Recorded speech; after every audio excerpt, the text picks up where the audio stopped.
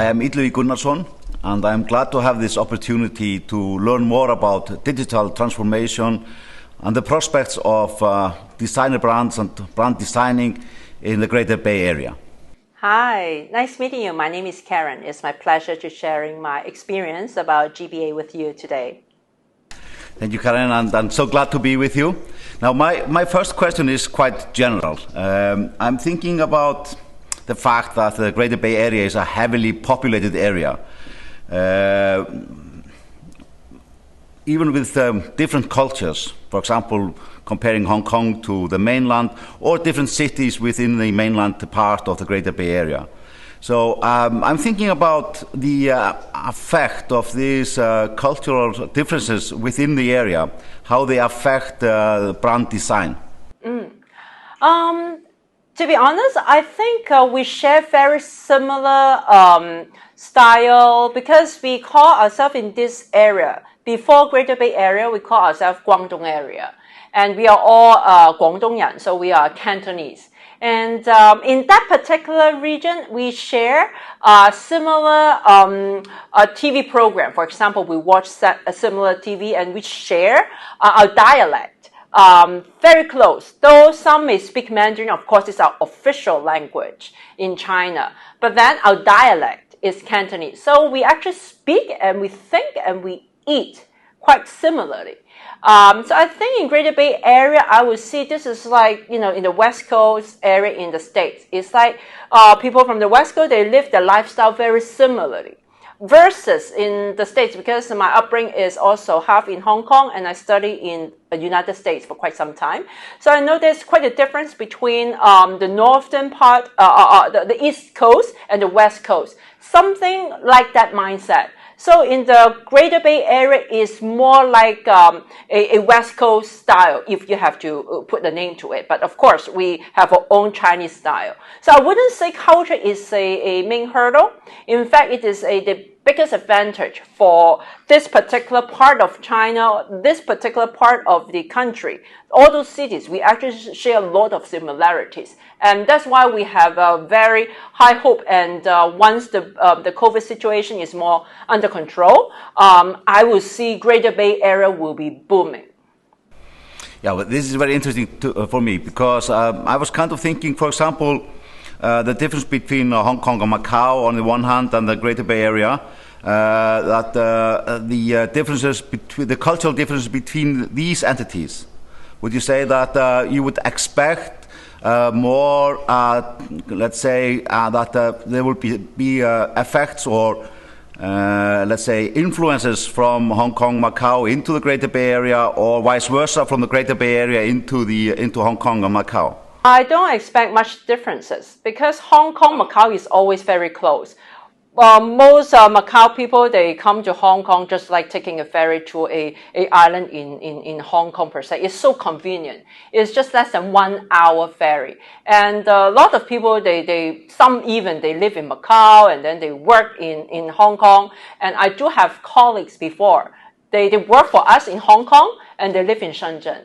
And with the high-speed train system, with the ferries, and with the very nicely built high-speed highway, it's so convenient. I can see 1 hour living circle, to be honest, and I tried that.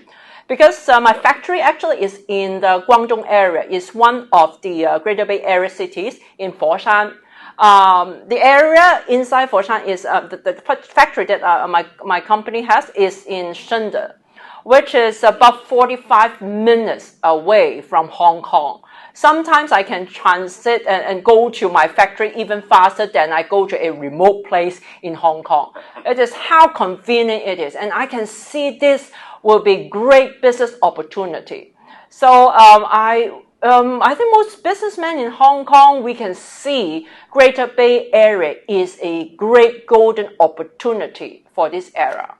Yeah, I find this very exciting because I share your analysis on this. That I think that both the combination of the global attributes of Hong Kong and then the size of the market. And what you're telling me now is that there is a homogeneous market in terms of cultural background that actually creates a lot of opportunities.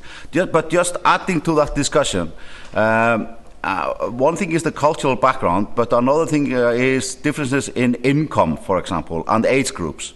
So when it comes to designing brands, how important is that when you look at the Greater Bay Area, the disparities in income, for example? If you asked me this question 10, 15 years ago, yes, I would say the income disparity is quite big. But especially the recent 5 years, the gap is getting so close. You have to also consider each individual city. For example, Hong Kong people, we might make more in terms of the absolute household income. Per se, maybe 15,000 per month for a fresh grad. Versus in China, maybe in the Greater Bay Area districts, those fresh grad may be $6,000, $7,000. In absolute terms, it may be a huge difference. But in terms of the living expenses, the real estate market and whatnot, and when you take into consideration of that, the disposable income actually is quite similar. Which means in the major city in Greater Bay Area, even though they don't make so much per absolute term, but they have more money to spend. And the living standard, the price index in those areas is slightly lower. So the quality of life, to be honest, sometimes even is better in the Greater Bay Area cities, say not Hong Kong, not Macau, but in Shenzhen, Huizhou, Shaoxing, Dongguan, people for the same amount of money, they can maybe live in a Hong Kong penthouse level. So you have to, that is the differences. But at the same time, depends on how much you like to be in a city or how much you enjoy more a larger living space.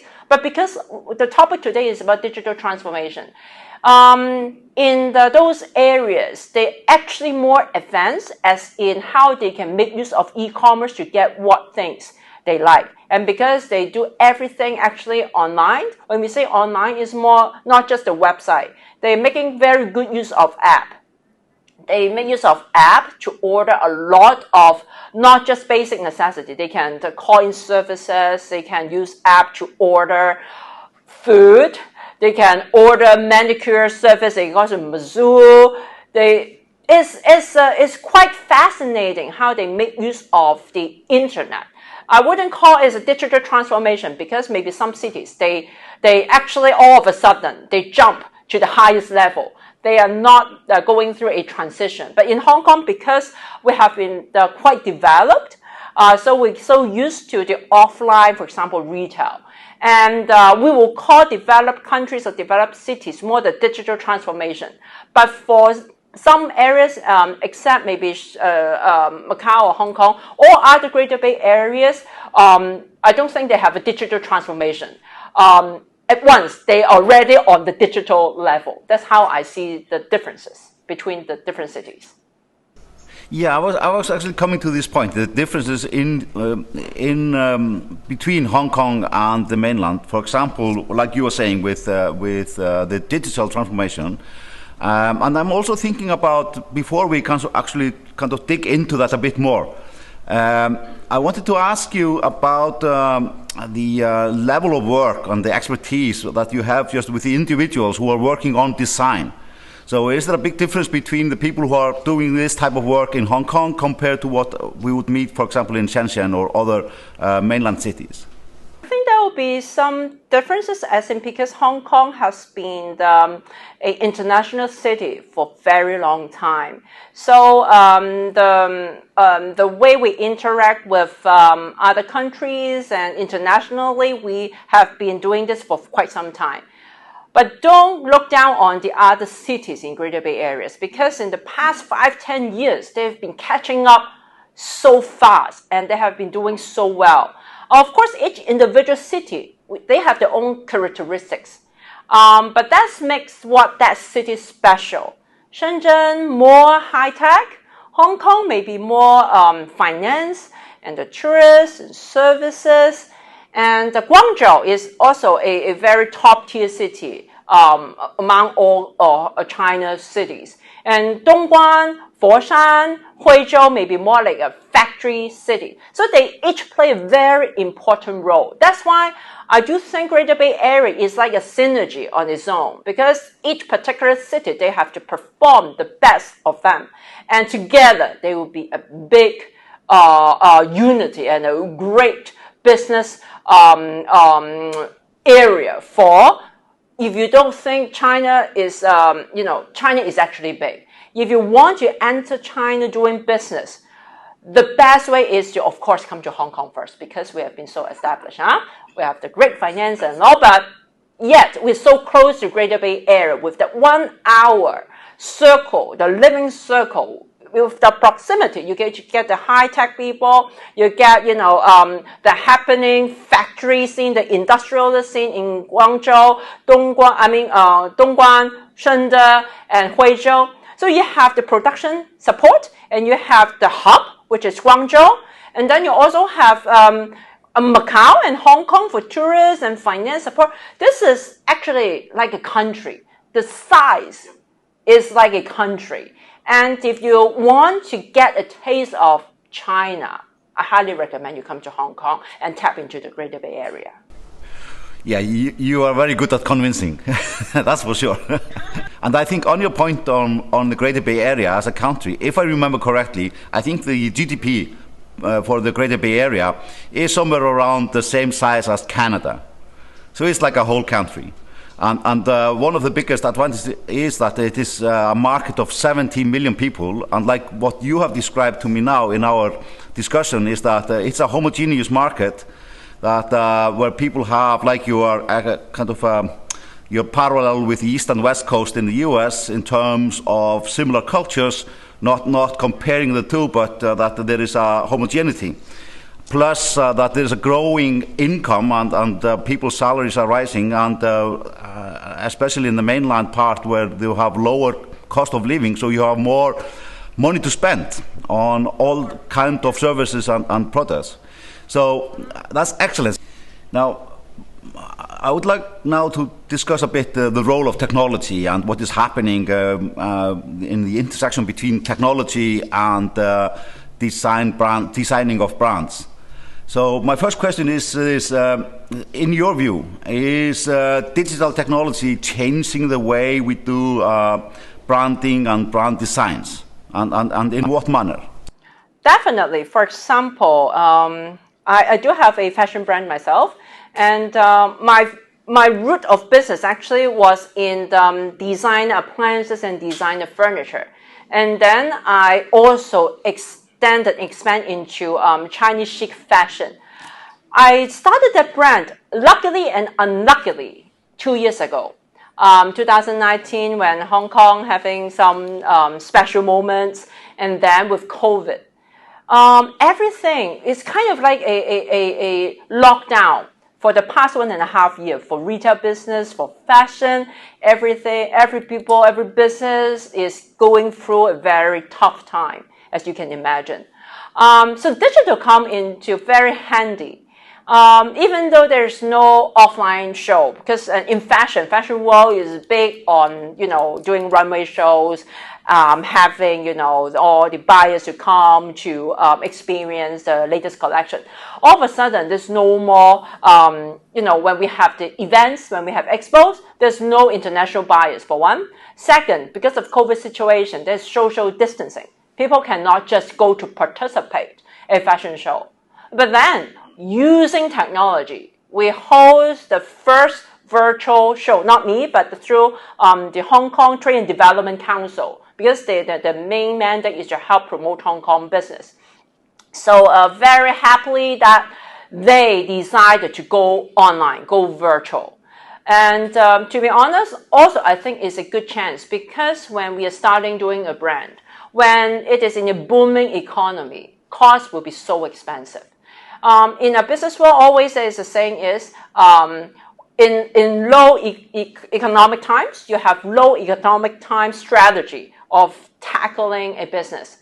In expensive time, you also, in a good economy, you might have to have high expense to do so much less things. So we see this as an opportunity because you cannot change the world so much and things are locking down. So we need to take this as a advantage and make use of and leverage the technology. And then we are one of the very few brands to leverage and take advantage of running the virtual show. And that's why in the past 2 years, though we know business won't be good for this particular brand, but we decided to do a very good branding exercise for the past 2 years. So we didn't stop. We are actually, as a new brand, we can be the top fashion brand for the show. We are actually the house brand for the year. So I think sometimes when there is threats, there is opportunity. So it depends on how you see the two sides of the coin, how you make use of it. And of course, business is business. You have to think of how to balance your book. You don't have much income, then you use less money. But how can you leverage on the social media network? How to leverage on maybe less expensive crew to do good promotion materials, to do interesting technology-based events? That's one thing to think of it. I think doing like a designer brand, this is a very good word because a lot of people will think, I am a designer, then I will have a brand. But sorry, designer is designer, brand is a brand. It's two different things. But designer brands means you do lots of good products using designs. And of course, they have to make by designers. But building a brand is a different story. So building a brand is more a long-term thing. It's not, Rome is not built in one day anyways. So same thing, building a brand is a very, very long-term process. And in the Chinese way of referring this, it's like slow cooking. It takes time. It takes, patience. And the good substance won't come out in 5 minutes. You need to, take time to bring the essence. So that's how I see it. Yeah, I totally agree with you that the need of flexibility for business in order to survive both good and difficult times is paramount. So with the advent of all this new technology, looking at the designer process, so do you see that there is any particular trends with technology that is changing the way people design the brands? Definitely, because nowadays I think, I wouldn't say everyone can be a designer, but there's so much materials online that can help a brand's team to be better. There's so much you can learn. It just depends on whether you want to learn, whether you have the passion to learn and to level up your skill set. For instance, I pick up illustration myself. I take offline class at the same time. I join so many different forums and IG or YouTube to just get myself to learn from the masters. Or sometimes they may not be the master, but they're just someone who is very good at. I think it's an area that you have to know what you want. And then there are just so much information available online. So you just need to, be very hardworking. You just have to work very hard. Usually it pays off. It may not pay. It's not a very rip-off way of paying off, but it paid off eventually, slowly. Yeah. Yeah. Yeah, well, I mean, it's said that of success, 10% is talent and 90% is work. But I just wanted to finish quickly on the technology side and the combination between technology and the design process, and then also the combination of the branding itself and the design process in terms of all the new data we now have about consumer behavior. So we are so fast accumulating more and more data. So what's your view on this? I mean, what type of opportunities are we seeing emerging from this type of technology that provides access to understand in much more detail and much more thoroughly consumer behavior? To be honest, I don't think there's a blanket answer for all companies. Small, medium-sized company versus large company, they will, do things very differently. Because it's all people always have the big word of big data and technology. This is such a high-level word. For small, medium-sized company, they may not have the budget to do great big data analysis. But I think it's important for them to start using tools that they can start to see some objective facts that can help them, like a dashboard, to guide them through things. But it's very important to have the traditional team to start using those. Otherwise, they will not buy a database. They will not buy expensive database and tell you a forecast of, maybe something close to the industry. But they will just not do that. So as in for learning to fine-tune the product development or to fine-tune the business process by using data, I think just go back. It's very important for the operations team to go back and see what particular process they can start make it a digital format. Once they do that, because no data, there's no result. Garbage in, garbage out. No data in, no data out. So you cannot analyze anything. So the first step is actually for a digital transformation is for traditional company teams to start using. It doesn't have to be rocket science level technology program. Just find something that they're happy to use, they're easy to use, and that they understand. And then you start to get a sense and a feel of how the company is doing, what data is useful to them. Very high-level, broad stroke type of data may not work for SME. And I do think most designer brands are SME. So this is just my personal experience because my company is an SME. So I have that feel.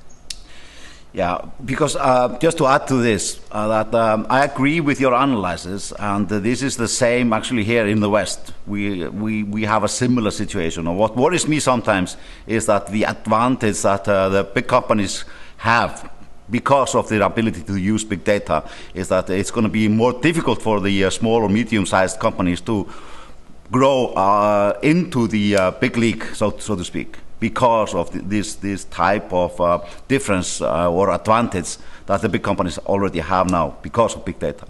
Now, finally, I wanted to discuss like a case study. The case of, let's say, an Icelandic company that wanted to enter the market in the Greater Bay Area. And so they have been producing alcohol for some time, and they are looking for opportunities to develop alcohol-based drinks that they want to introduce into the Greater Bay Area. So they haven't done any design, they haven't designed the drink or the looks of the bottle or anything. They just have the alcohol, and now they want to find, how should they just go about preparing to enter the market with a product that they would like to design especially for the Greater Bay Area market? To answer these questions, I may need 1 year. To keep it short, I give you 5 words that you can start to see if that makes sense. First word is heritage. I think if you position a company in Greater Bay Area or in general in China, you are an import brand. So you have to know the brands, your own brand essence, and what kind of heritage you bring into the country. Just stay focused on the uniqueness. The heritage or the brand itself, there must be something very unique. It's very important to find your true self first. Let it be a person or let it be a brand or let it be a product. It has to have, because when we buy things, we're buying from the origin. When we talk about the origin, what is so special about Iceland? So you have to have your Iceland heritage found in the brand design or in the brand product itself. Otherwise, you're just some other product. There's no uniqueness. So sell the heritage. Sell the Iceland uniqueness. Second word, I would say experience. You have to plan for a failure. I don't think every success story is without a failure process. But it shouldn't stop that, because no one can give you a successful Bible. If so, everyone will be, the number one brands in the world. You know what I'm saying, right? But I think it's very important to start doing it, experience the market yourself, and fine-tune your process. And it's okay to be, to fail. Then you will accumulate the experience, and then you can grow and you can be better. So the second word, experience. Third word is adapt. Even though I say you have to have your heritage very clearly, positioning on that, you also have to adapt the market slightly. That's called localization. So having fine-tuning with the experience, you can see something is not working perfectly, but you cannot lose your own character. Just fine-tune tiny bit to adapt the market a little bit. So that's my third word, adapt. Fourth is nowadays people like revolutionary ideas. I always like to do things that people never done before, or things that people have done so much, but at the same time, I have the revolutionary way of thinking, doing things in a new way. It can be a totally new product, or a product that you change it the way. For example, I'm doing fashion, but my fashion is celebrating Chinese chic, very traditional dress of what Chinese would wear, 长衫 and tan jacket. They have been in our country for so long, but always give people a sense of outdated or too old-fashioned. And I like that challenge, and I like the revolution idea of doing something very new, something very modern, something very contemporary. So I like to do something people will think it this way. I will do the exact opposite to wow people. Then people will remember us in a very special and unique way. The last word I would like to give is today's topic, technology. Definitely need to make use of the latest technology. Don't build your own technology. Make use of what's available there. For small and medium-sized company, we cannot afford to build something from scratch. And why you need to do something from scratch? So all in all, I have heritage, I have experience, I have adaptation, I have revolutionary ideas, and I have technology. And you start with the letter H-E-A-R-T. That means heart. You need to have heart. You need to have passion to be able to success. That's my 3 cents. Yeah. Well, this was very interesting for me to listen to, because I think that the last remark you made about the heart and the passion for the product, without the passion, I think nothing's going to happen anyway, because there will always be great hurdles, there will be difficulties, and you will not be able to overcome them unless you have both faith in your product and you have some heart for it. It has to be a mission. Well, I think that that should conclude our discussion, and thank you very much. It has been highly enjoyable. I think I learned a lot today. My pleasure and honor.